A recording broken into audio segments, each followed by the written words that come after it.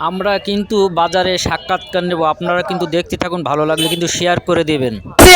বেগুনি চারা কিনলেন নাকি?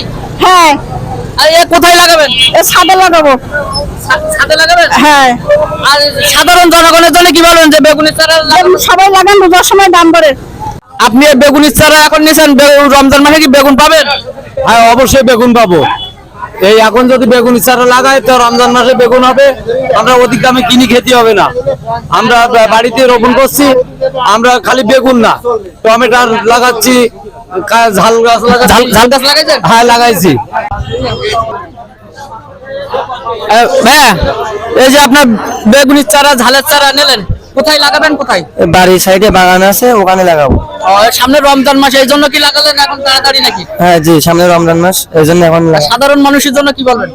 সাধারণ মানুষে বলবো যেন এই চারা নিয়ে এখন সামনে রমজান মাস এখন লাগাই, চাষবাস করে বেশি করে বাগান। ধন্যবাদ আপনাকে। এই সামনে রমজান মাস, এখন এই লাগালে দাম কমবে। কি লাগাবে?